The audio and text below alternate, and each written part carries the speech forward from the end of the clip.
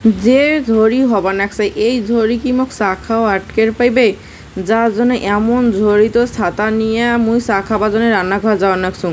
ঝড়িত ভিজনুংতে কি হল, কিন্তু চা তো খাবার নাকবে, বিকেল হয়ে গেছে চা। আর এমনিতে ঝড়ি হবা নাকছে, আর চা না হইলে কি চলে? আর এমনিতে তো মুই চা খাঙেই। তাই এই যে আসসালামু আলাইকুম, কেমন আছেন মোর ভাই বোনেরা? এই দেখেন হামাওতে কি পরিমাণ ঝড়ি হবার নাকছে। তোমারতেও কি ঝড়ি হবার নাকছে? কোন কোন জায়গা ঝড়ি হবার নাকছে একটা কমেন্ট করে জানান তো।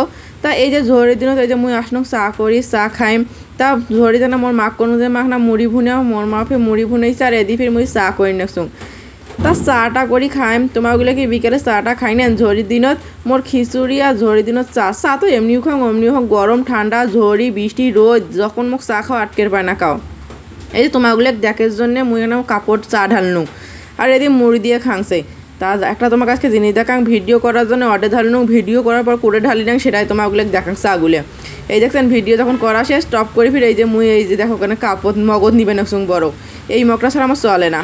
দেখছেন একদিন একটা ভাই কমেন্ট করছিল যে আপু মগটা যে ভাঙি গেছে তাও খান। এই মগটা কিন্তু মোর খুব পছন্দের, অন্য অন্য মগ মেলাগুলো আছে কিন্তু এই মগটা মোর খুব পছন্দের, যার জন্য এই মগটা মুই ছাড়ং না। আর কানিটা ভাঙি যাওয়ার পরেও এই মগটা মোর সাথেই থাকে সবসময়, কারণ এইটা মোর একটা খুব প্রিয় মানুষের দেওয়া একটা উপহার, খুব পছন্দের একটা গ্লাস বা কাপ বা মগ যেটাই কর না কেন।